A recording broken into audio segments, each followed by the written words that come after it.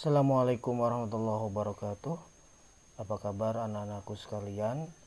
Kali ini Bapak akan menyampaikan video pembelajaran tentang materi laju reaksi di kelas 11 semester genap. Baik, bismillahirrahmanirrahim, kita mulai pembelajarannya.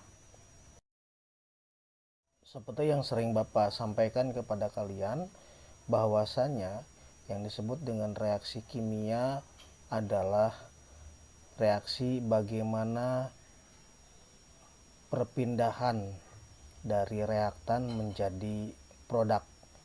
Kalau kita gambarkan dalam slide ini, bahwasanya ketika ada unsur A direaksikan dengan unsur B, itu pasti akan menghasilkan produk unsur C atau senyawa C dan senyawa D. Itu yang disebut dengan reaksi kimia. Nah, oleh karena itu, reaksi kimia itu bisa berlangsung secara cepat atau bisa berlangsung secara lambat. Apa yang dapat diamatinya? Bisa jadi menjadi perubahan warna. Awalnya warnanya bening atau tanpa warna, kemudian direaksikan menjadi perubahan warna yang merah, kuning, atau ungu dan sebagainya. Atau pertambahannya volume. Jadi awalnya misalkan 1 gram bisa jadi direaksikan menjadi 2 gram. Atau juga diamatinya dengan penambahan juga konsentrasi. Bisa jadi konsentrasinya itu berubah. Misalkan dari 1 mol menjadi 0,1 mol dan sebagainya. Dan maka oleh karena itu namanya laju reaksi itu bisa diartikan sebagai bagaimana reaksi itu bisa berlangsung cepat atau bisa berlangsung lambat. Berarti laju reaksi itu bisa diartikan sebagai kecepatan dari suatu reaksi kimia dari reaktan menjadi produk. Oke. Kemudian oleh karena reaksi itu bisa lambat, bisa cepat, maka ada faktor-faktor yang mempengaruhi laju reaksinya itu. Ada laju reaksi yang berlangsung cepat seperti peledakan bom, pemanasan air dan sebagainya. Ada juga bisa jadi reaksi itu berlangsung lambat seperti perkaratan besi, karena bagaimanapun perkaratan besi bisa berlangsung 1 bulan, 2 bulan, 1 tahun bahkan dan sebagainya. Itu berarti dia laju reaksinya berjalan secara lambat. Nah, faktor-faktornya yang dilihat yang pertama adalah faktornya banyak atau sedikitnya konsentrasi dari unsur atau senyawa tersebut. Kalau unsurnya sedikit, maka laju reaksinya itu akan berlangsung lambat. Kalau konsentrasinya banyak, maka laju reaksinya akan berlangsung cepat. Satu contoh misalkan, larutan cuka itu berarti misalkan kalian melihat ada yang 10% cuka, ada yang 90% cuka misalkan. Maka yang 90% cukanya itu, komposisi cukanya itu 90%, maka dia akan cepat bereaksinya dibandingkan yang 10% larutan cukanya. Oke, mudah-mudahan bisa dipahami ya. Kemudian apalagi faktor-faktor yang mempengaruhinya? Yang kedua misalkan luas permukaan sentuh. Apa yang maksudnya? Luas permukaan sentuh itu apabila semakin dia mempunyai luas permukaan sentuh yang cepat untuk bereaksi, maka dia akan cepat juga laju reaksinya. Sebagai contoh, misalkan kalau kita melarutkan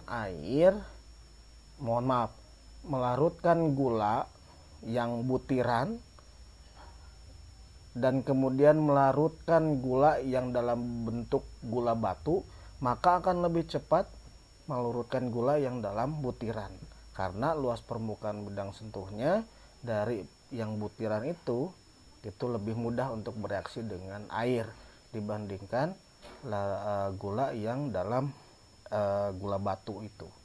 Kemudian yang ketiga yang mempengaruhinya adalah suhu. Sudah jelas ya, suhu ketika misalkan contoh dalam pembuatan kopi, contoh dalam pembuatan teh manis gitu, atau tadi yang disebutkan di faktor-faktor yang kedua misalkan melarutkan gula, maka suhu yang panas akan mempercepat reaksi tersebut. Ketika suhunya normal, itu reaksinya akan berjalan lambat, atau kita sebut dengan pemanasan. Yang keempat adalah katalis. Katalis ini adalah suatu zat yang ditambahkan untuk mempercepat dari satu unsur dengan unsur yang lain agar laju reaksinya berjalan lebih cepat. Dia ditambahkan suatu zat untuk mempercepat laju reaksi. Sebagai contoh misalkan dalam pabrikan itu pembuatan amoniak atau pembuatan H2SO4, asam sulfat, itu menggunakan katalis. Atau contoh yang paling mendasar adalah di dalam tubuh kita, misalkan kita makan kemudian dicerna oleh tubuh kita sama perut kita, itu menggunakan katalis yang disebut dengan enzim. Enzim itu untuk mempercepat bagaimana proses makanan kita kemudian disalurkan untuk misalkan ke darah kita, menggunakan enzim agar laju reaksi yang ada di tubuh kita, yang ada di pencernaan kita berjalan lebih cepat dibandingkan biasanya. Nah, anak-anakku, kita beralih ke konsep laju reaksi. Tadi apabila kita berikan contoh suatu reaksi, misalkan contoh suatu reaksi ada natrium hidroksida yang direaksikan dengan HCl, itu kemudian membentuk NaCl dan H2O. Maka NaOH ini, natrium hidroksida dan asam sulfat ini atau HCl ini, itu disebut dengan reaktan. Makanya mereka adalah zat-zatnya yang bereaksi gitu. Dan NaCl dan H2O-nya ini disebut hasil dari reaksi atau produk. Maka kalau kita bicara tentang laju reaksi, dari NaOH dan HCl ini pasti awalnya misalkan dia itu jumlahnya banyak, NaOH-nya jumlahnya banyak, HCl jumlahnya banyak. Ketika direaksikan membentuk senyawa baru yaitu NaCl dan H2O, maka reaktan ini pasti berkurang, kan gitu ya. Yang bertambahnya awalnya NaCl dan H2O-nya nggak terbentuk.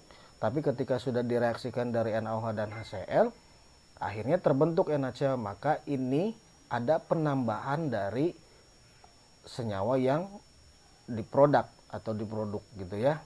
Maka kalau kita bicara tentang konsep laju reaksi, itu adalah laju berkurangnya konsentrasi dari reaktan, dari reaksi tiap satuan waktu. NaOH dan HCl-nya berkurang.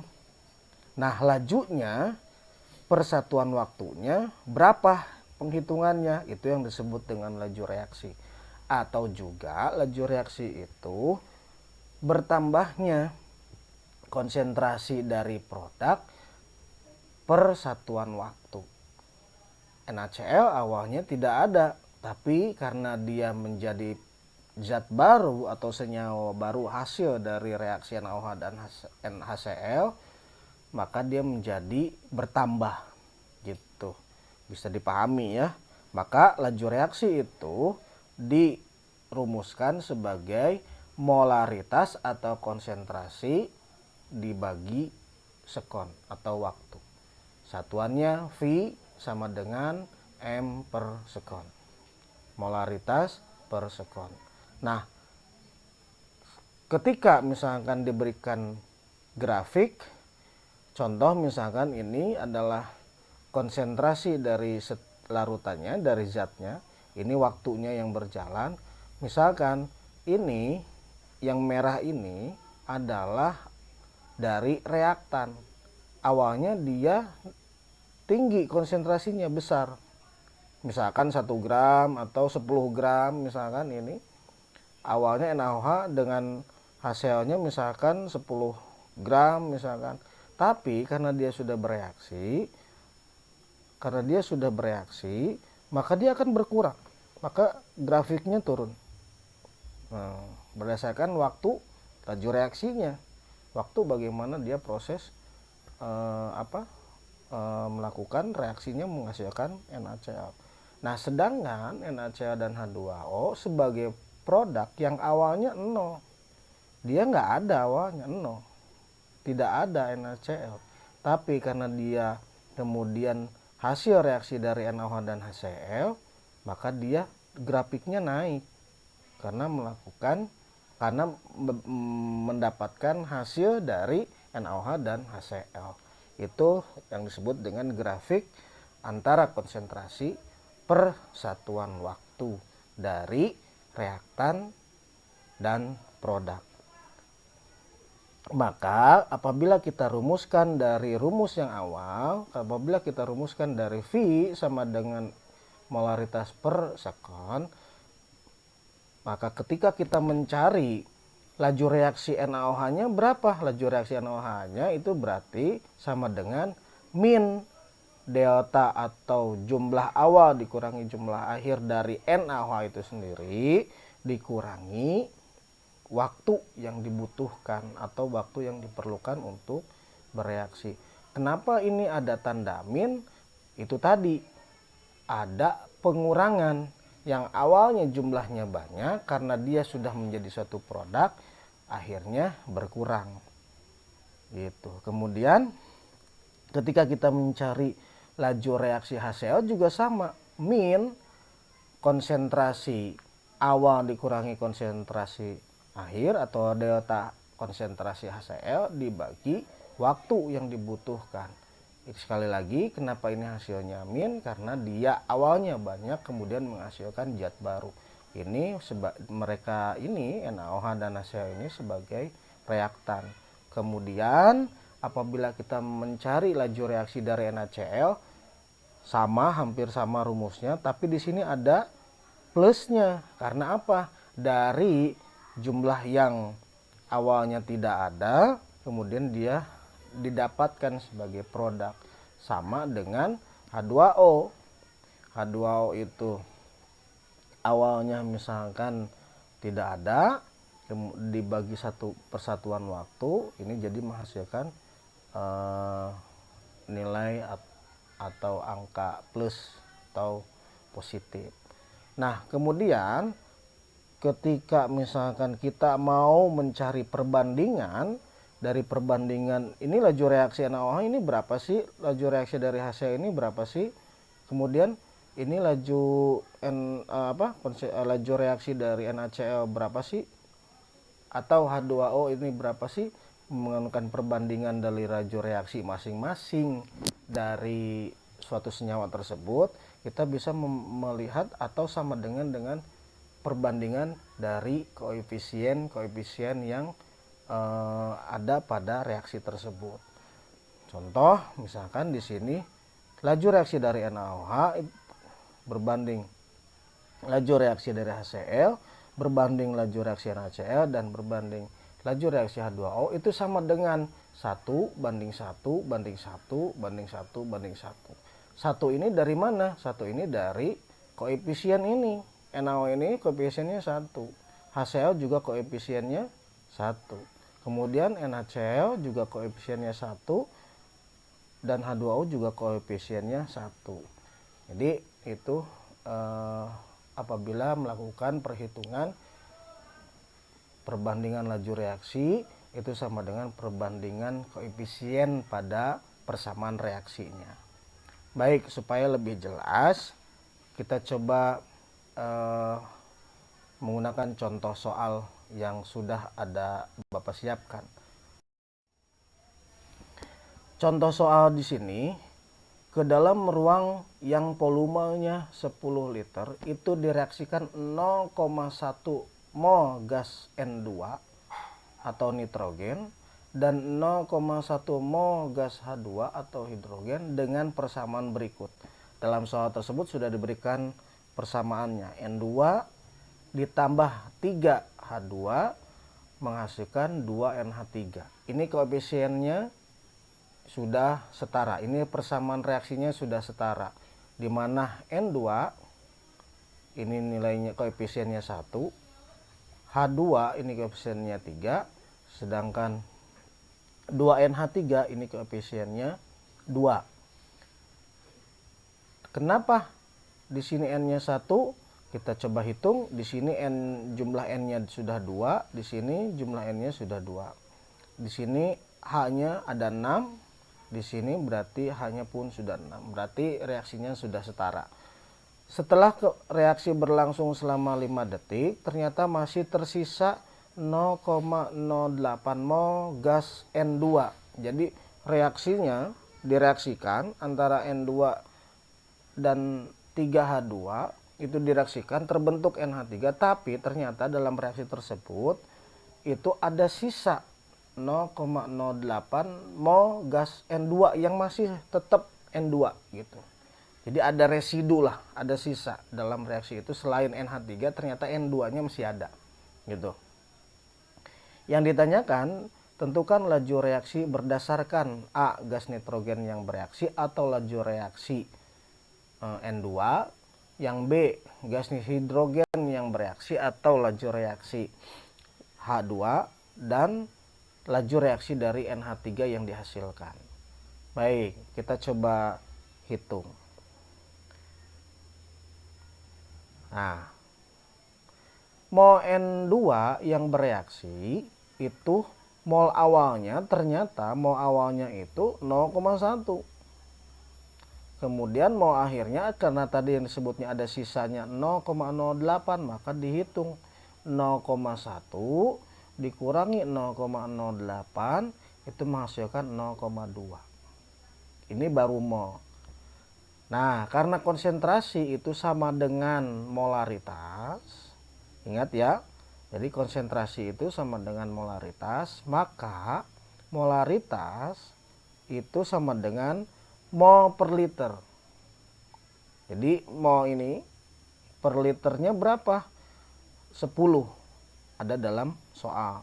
Maka molaritasnya atau konsentrasinya sama dengan 0,002 molar.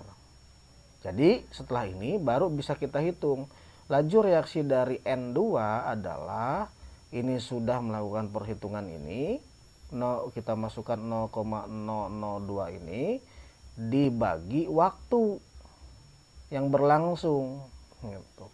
sama dengan 0,002 per 5. 5-nya dari 5 detik. Sama dengan 0,0004 atau sama dengan 4 kali 10 pangkat min 4 molar per second.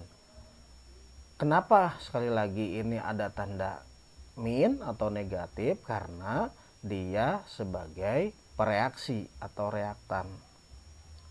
Berarti mengalami pengurangan. Negatif ini berarti mengalami pengurangan dari 0,01 jadi mengalami pengurangan yaitu 0,002.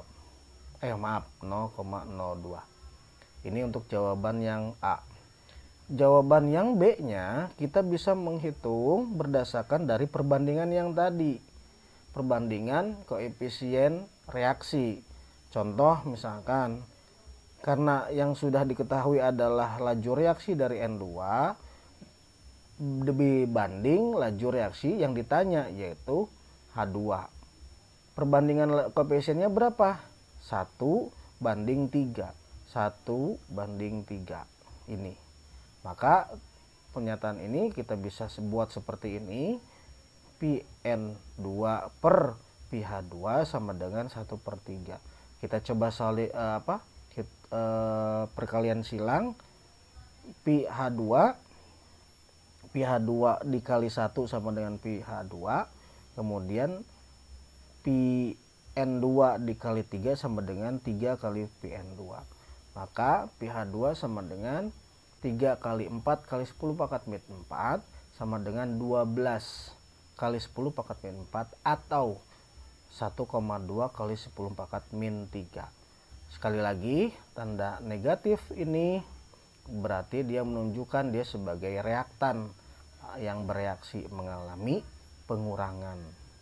Kemudian kita jawab yang bagian C, sama menggunakan perbandingan. Perbandingannya dari Pn2. Pn2-nya karena sudah diketahui, yaitu 4 kali 10 pangkat min 4. Kemudian perbandingan koefisien. Perbandingan koefisiennya N2 ini koefisiennya 1, sedangkan NH3 koefisiennya 2, maka perbandingannya 1:2. Sama penghitungannya, PnH3 kali 1 sama dengan PnH3, PN2 kali 2 sama dengan 2 kali PN2. Maka PnH3 sama dengan 2 kali 4 kali 10 pangkat min 4 atau sama dengan 8 kali 10 pangkat min 4. Ini sekali lagi tanda positif atau plus ini berarti dia sebagai produk, berarti dia sebagai hasil dari reaksi, maka mengalami penambahan laju reaksi, mengalami kepositifan. Nah, begitu kira-kira materi kita hari ini mengenai laju reaksi. Mudah-mudahan bisa dipahami. Untuk video selanjutnya Bapak akan coba sampaikan tentang persamaan laju reaksi. Terima kasih atas perhatiannya. Assalamualaikum warahmatullahi wabarakatuh.